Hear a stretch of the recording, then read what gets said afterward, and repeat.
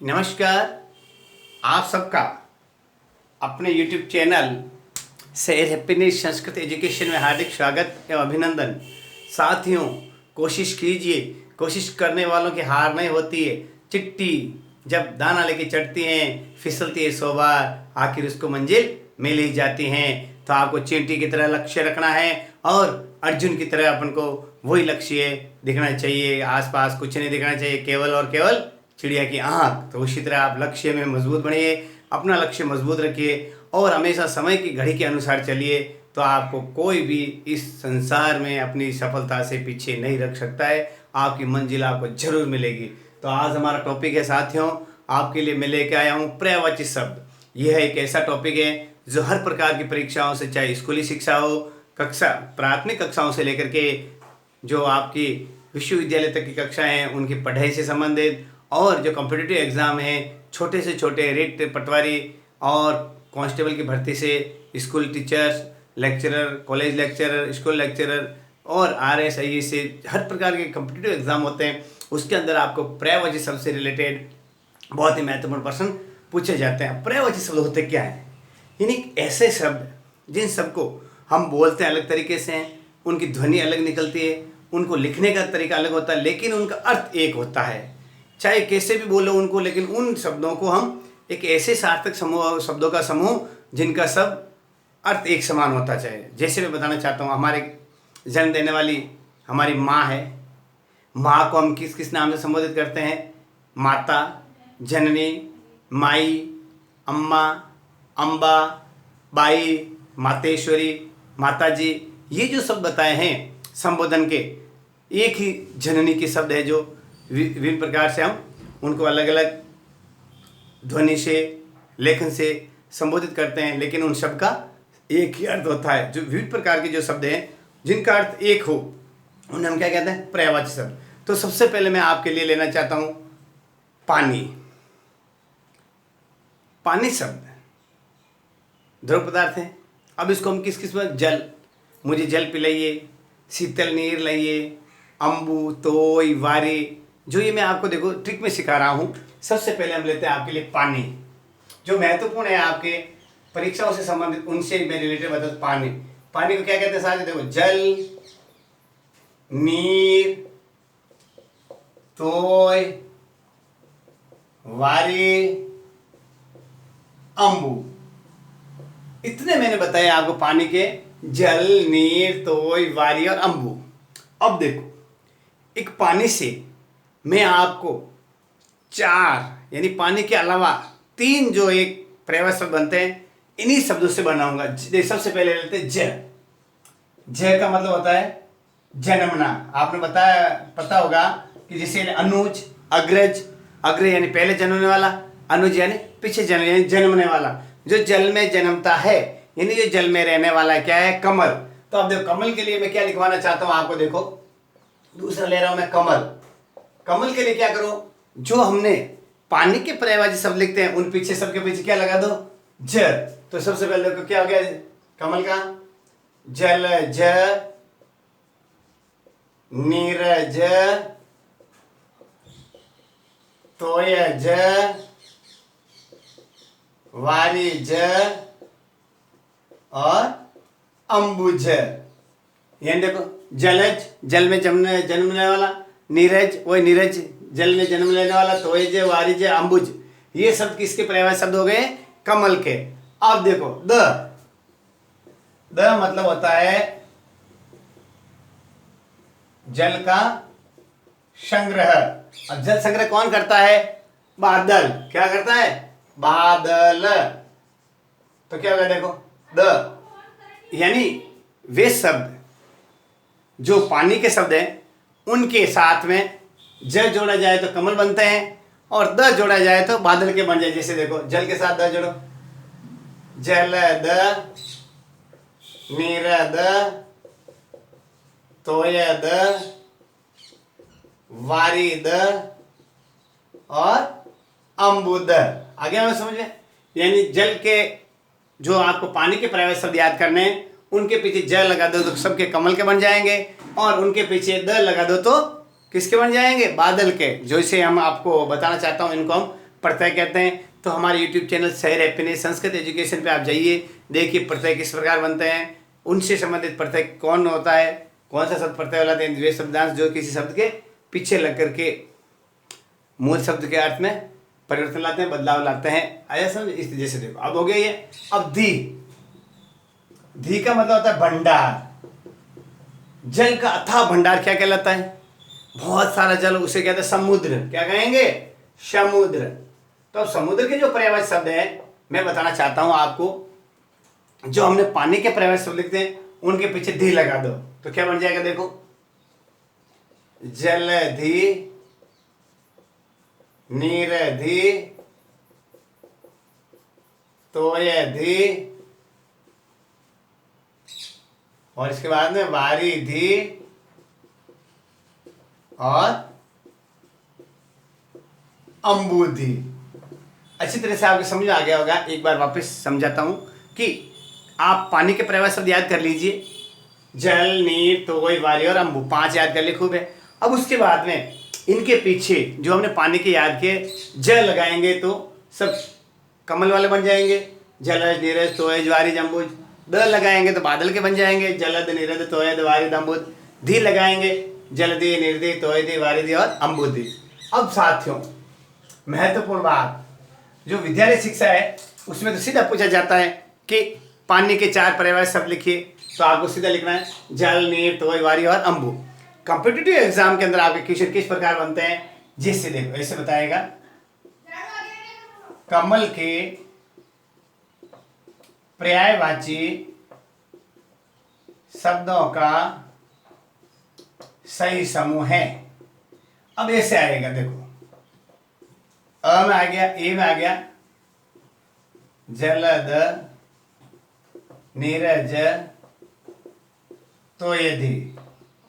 B में ले लिया नीरद, जलधि, वारिज। सी में दे दिया अम्बुधि, तोय और पंकज। और डी में दे दिया जलज, नीरज और वारिज। तो कौन सा सही है? देखो यहाँ एक नीरज है, यहाँ द और द, ये भी गलत। यहाँ ज है लेकिन ये दोनों गलत। ये ज लेकिन दोनों, ये तीनों जो सही है। डी वाला ऑप्शन है जो कमल के पर्यायवाची शब्द का सही ऑप्शन। इस प्रकार आपके जो कॉम्पिटिटिव एग्जाम आते हैं उनके अंदर आपको हर को पढ़ना है, हर शब्द है, हर अक्षर है। प्रश्न को सबसे पहले पढ़िए, वो क्या चाहता है और क्या कहता है। तो आप आराम से, जो मैं आज पर्यायवाची शब्द पढ़ा रहा हूँ, ये पार्ट फर्स्ट ले रहे हैं, जो महत्वपूर्ण आपके कॉम्पिटिटिव एग्जाम में उनको आप लिखिए, याद कीजिए। तो आप आराम से लिखना चाहें तो इनको लिख सकते हैं। ये मैंने आपको 4 बताए, पानी, कमल, बादल और समुद्र। अब मैं आगे लेता हूं, महत्वपूर्ण है अग्नि। अग्नि के बारे में आप समझते होंगे, हैं? आग, क्या लिखेंगे इसके लिए? आग, अनल। देखो आग, अनल, पावक। आप महत्वपूर्ण हर शब्द को याद करने की कोशिश कीजिए। तो हमने क्या लिखा है? आग, अनल, पावक, दहन, दहन। दहन लिखने के बाद में लिखो कृषाणु। ये मैंने आपको बताए हैं अग्नि के लिए। आया समझ? आग, अनल, पावक, दहन और विनी।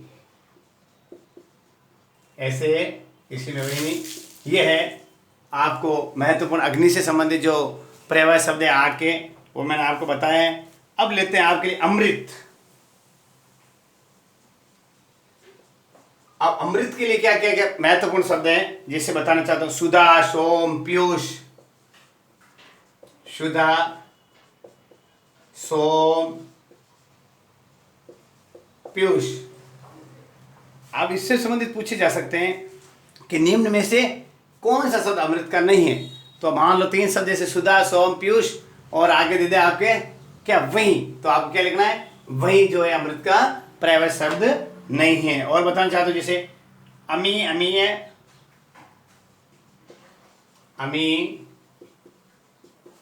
अमीय, आया समझे। ये जो आपके पर्यायवाची शब्द हैं, सूरभोग, देवभोग,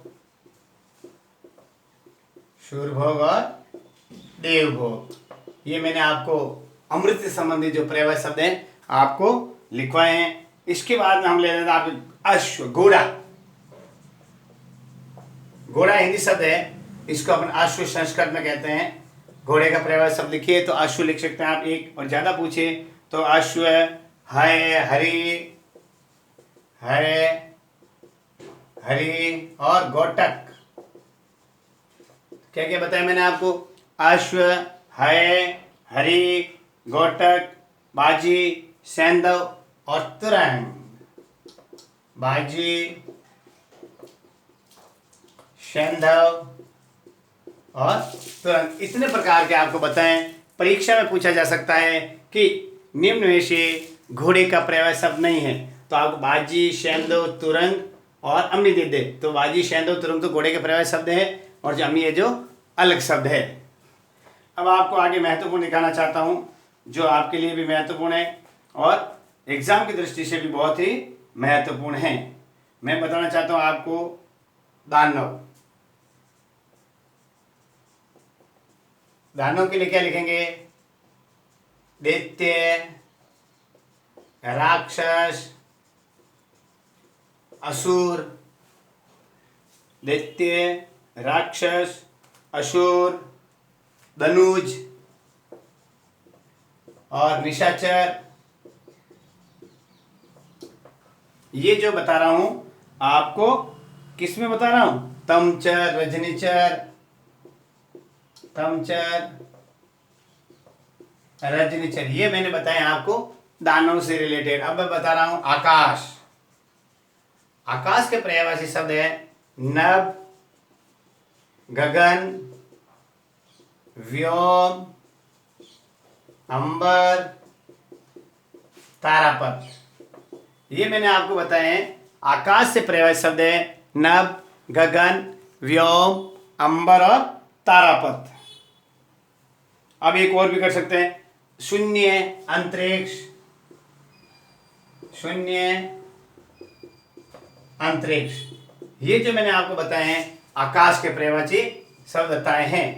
अब देखो सूरज के, सूर्य, रवि, भानु, भास्कर, प्रभाकर, दिनकर। ये जो इतने पर्यायवाची मैंने आपको बताए हैं, ये सूरज के पर्यायवाची शब्द हैं। सूर्य, रवि, भानु, भास्कर, प्रभाकर, दिनकर। अच्छी तरह से आपके ये समझ में आ रहे होंगे कि किस प्रकार से हम सूरज के पर्यायवाची शब्द लिख सकते हैं। इस तरीके से मैं आपको बताना चाहता हूं चंद्रमा। चंद्रमा के पर्यायवाची है शशि, मयंक, राकेश, निशापति, रजनीपति।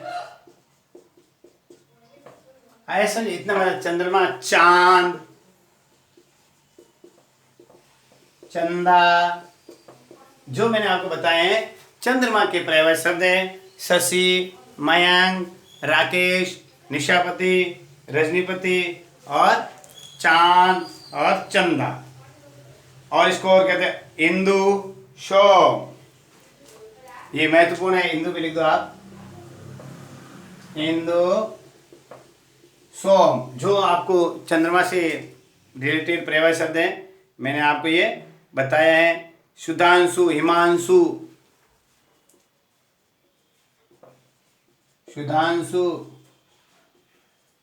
हिमांशु, ये सब मैंने आपको चंद्रमा से रिलेटेड बताए हैं। तो आप आराम से अपनी कॉपी में ये पर्यायवाची शब्द लिख देवें। तो पर्यायवाची शब्द के लिए वापस मैं आपको रिवाइज बताना चाहता हूं कि पर्यायवाची शब्द वे शब्द होते हैं जो किसी भी एक शब्द को बताने के लिए हम अलग अलग शब्दों को लिखित रूप में और ध्वनि रूप में बोलते हैं, लेकिन उन सब का एक ही अर्थ होता है, जैसे पानी के लिए मैंने बताया जल, नीर, तोय, वारी और अम्बु।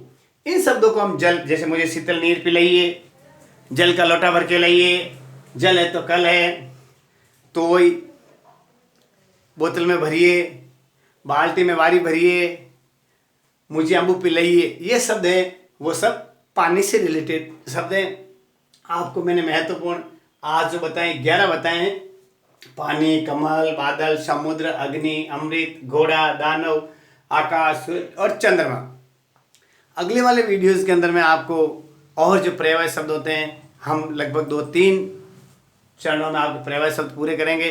तो आप हमारे यूट्यूब चैनल शहर हैप्पीनेस संस्कृत एजुकेशन देखते रहिए। और साथियों, ये बहुत ही हमारे विश्व के लिए, मानव समुदाय के लिए संक्रमण का काल है, क्योंकि वैश्विक महामारी कोविड-19 अप्रत्याशित रूप से पूरे विश्व में बढ़ रही है। तो आप सब घरों में रहिए, सुरक्षित रहिए और आवश्यक हो तो ही बाहर निकलिए। छोटे बच्चों और बुजुर्गों का विशेष ध्यान रखिएगा, सोशल डिस्टेंशन रखिएगा और मुंह पर मास्क लगाइएगा। जब भी बाहर से आओ तो सैनिटाइज जरूर करें, अपने हाथ को साबुन से धोइए और सैनिटाइजर का प्रयोग करते रहिए। और जब कहीं भी सोशल वर्क में जाते हो तो सामाजिक दूरी जरूर बना के रखिएगा। और आप सबसे करबद्ध निवेदन है कि इन वीडियोज़ को ज़्यादा से ज़्यादा बच्चों तक पहुँचाइए, क्योंकि बच्चे ही हमारे कल के भारत का भविष्य है। जब तक वो शिक्षित नहीं होंगे तो हमारा देश का सर्वांगीण विकास मुश्किल है।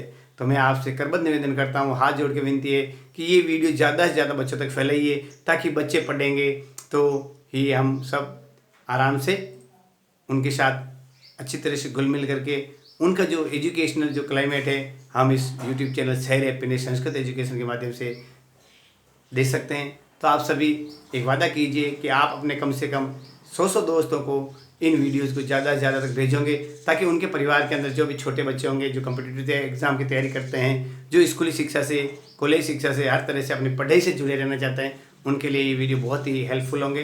तो आप बढ़े ही आगे शहर हैप्पीनेस संस्कृत एजुकेशन को। नमस्कार।